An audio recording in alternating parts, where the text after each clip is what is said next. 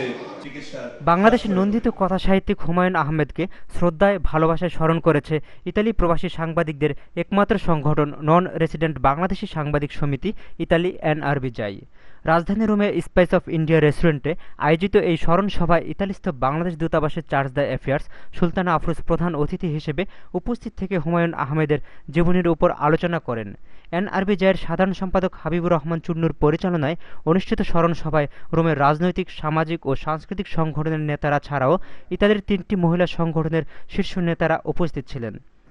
এনআরবিজাইয়ের সভাপতি ইকবাল হোসেনের সভাপতিত্বে স্মরণ সভায় বিশেষ অতিথি ছিলেন এনআরবিজাইয়ের প্রধান উপদেষ্টা সাংবাদিক লুৎফুর রহমান, হাবিব চৌধুরী, জসিমউদ্দিন, এম.এ. রব মিন্টু, বিমান বাংলাদেশ এয়ারলাইন্সের কান্ট্রি ম্যানেজার এম.এ. তাহের, জনতা এক্সচেঞ্জ কোম্পানির এমডি মাহবুবুর রহমান, সর্ব ইউরোপ আওয়ামী লীগের সহসভাপতি কে.এম. লোকমান হোসেন, ইতালি বিএনপির সাধারণ সম্পাদক আশরাফুল আলম সহ আরও অনেকে।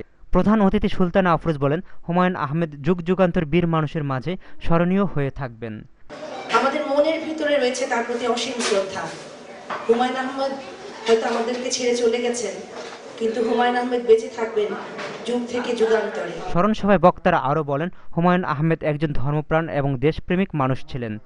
ওখানে বলছে যে আল্লাহ মানুষের জীবন দেয় এবং আল্লাহ নিয়ে নেয় এবং আল্লাহর উপর অগাধ বিশ্বাস আছে। শেষে হুমায়ূন আহমেদের রুহের মাগফিরাত কামনা করে বিশেষ মোনাজাত করা হয়। Shaon Ahmed, Bangla TV news, Rome, Italy.